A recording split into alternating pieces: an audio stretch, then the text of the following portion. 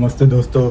आज हम बात करेंगे यूनिवर्स और ह्यूमन के बारे में। कुछ इंटरेस्टिंग फैक्ट्स कुछ रिलेट करने की ट्राई करेंगे यूनिवर्स के साथ। और सबसे पहले स्वागत है आप सबका और धन्यवाद, आप मेरे वीडियोस को लाइक कर रहे हैं, उन पे कमेंट्स करके मेरा प्रोत्साहन मेरे को इंकरेज कर रहे हैं और अच्छा कंटेंट बनाने के लिए। तो आज हम स्टार्ट करेंगे। मैं लगभग 6 इंटरेस्टिंग फैक्ट्स के बारे में बात करूँगा और आप बताइएगा आपको क्या आपने कभी वैसा सोचा था और आपको कैसा लगा इसके बारे में जान के। सबसे पहला, आप एक पर्सन हैं इस प्लेनेट में जिसमें लगभग 8 बिलियन लोग हैं और एक प्लेनेट पे रह रहे हैं जो कि हमारा सोलर सिस्टम है जिसमें 8 प्लैनेट्स हैं और वो एक स्टार का ऑर्बिट कर रहा है। ऐसे लगभग 300 बिलियन स्टार इस गैलेक्सी में हैं और लगभग 200 बिलियन से लेकर 3000 ट्रिलियन तक गैलेक्सीज हैं इस एक यूनिवर्स में और हम रह रहे हैं मल्टीवर्स में। सो कैसा लगा आपको? है ना इंटरेस्टिंग? एक इंसान इतना बड़ा यूनिवर्स, इवन मल्टीवर्स भी, और हमारे पुराने वेदों में भी इसके बारे में लिखा गया है कि हम मल्टीवर्स में रह रहे हैं। और कितना इंटरेस्टिंग है कि प्लैनेट, गैलेक्सी और मल्टीपल गैलेक्सीज, स्टार्स, प्लैनेट्स और हम एक उनमें से। कूल। अब दूसरा है कि हमारे आसपास बहुत कुछ हो रहा है जो हम देख और सुन नहीं सकते। उसका जो कारण है वो ये है कि जो हमारी आँख है वो लगभग 430 से लेकर 770 नैनोमीटर की रेंज रखती है। मतलब उसी के विद इन हम लोग चीज़ों को डिटेक्ट कर सकते हैं। और जो हमारे कान हैं वो 20 हर्ट्ज से लेकर 20 किलो हर्ट्ज तक की रेंज में सुन सकते हैं। अब ये रेंज जो है ना वो बहुत ही कम आवाज़ और लाइट की फ्रिक्वेंसी का बहुत ही कम है। मतलब रेंज बहुत ही कम है, कुछ भी नहीं है। इसका मतलब ये हुआ कि बहुत सारी चीज़ें ऐसी हमारे आसपास है जो हम देख और सुन नहीं सकते, है ना। ये भी एक इंटरेस्टिंग फैक्ट। और नॉर्मली हमारा जो विज़न होता है वो 20 बाय 20 का मतलब है कि हमारी आंख 20 फीट तक क्लियर देख सकती है। अगर 16 बाय 20 है तो 16 फीट तक हमारी आंख क्लियर देख सकती है, जो कि 20 फुट की रेंज में। और अगर 20 बाय 100 है तो हमारी आंख मतलब सिर्फ 20 फुट तक देख सकती है, 100 फुट की फॉर एग्ज़ाम्पल रेंज में। और ऐसे बहुत सारे पशु पक्षी हैं जिनकी रेंज हमसे बहुत ज़्यादा। और हमारा जो ये विज़न और सुनने का जो हमारी जो स्ट्रेंथ है या हमारी जो कैपेसिटी या कैपेबिलिटी है वो कुछ भी नहीं है। सो इमेजिन हम कितना कुछ मिस कर रहे हैं। हो सकता है कि कोई एलियन हमारे आसपास चल रहा है या कुछ बोल रहा है और हम ना सुन पा रहे हैं ना देख पा रहे हैं, बिकॉज हमारा उतना विज़न नहीं है। अगला है समय।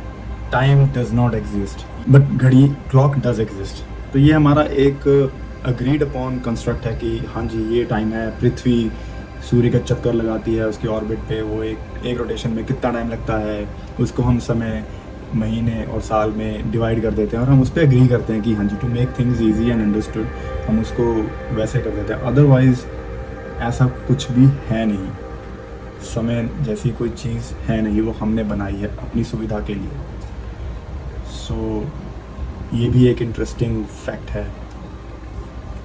हम लोग ये भी मानते हैं कि टाइम जो है वो ट्रैवल कर रहा है पास्ट से फ्यूचर में, ना कि फ्यूचर से पास्ट में।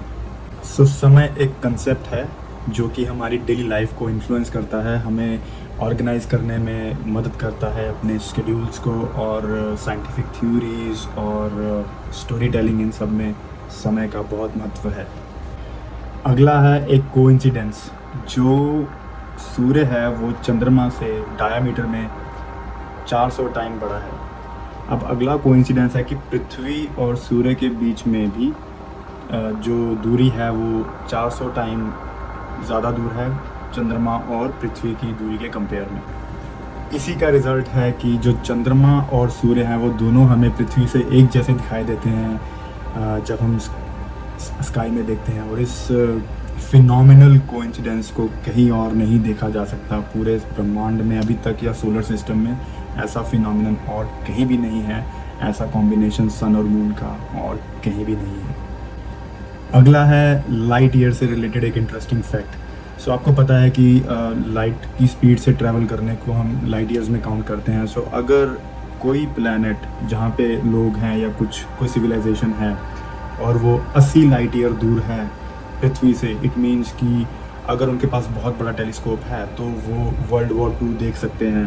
क्योंकि बेसिकली लाइट जब कहीं पड़ती है तब हमें वहाँ का, इट्स लाइक कि जैसे अगर कोई स्टार को हम देख रहे हैं अभी, हो सकता है वो एग्जिस्ट ना करे क्योंकि उसकी लाइट अभी पड़ी है और हम उसको देख रहे हैं। हो सकता है कि वो कुछ बिलियन लाइट ईयर दूर हो और वो जब तक लाइट उसकी हमारे तक पहुंची वो ख़त्म हो चुका है। सो वही कंसेप्ट यहाँ पे है, जो चीज़ हम पास में नहीं देख सकते वो अगर कोई और सिविलाइजेशन 80 लाइट ईयर दूर है तो वो वर्ल्ड वॉर 2 देख पाएगी।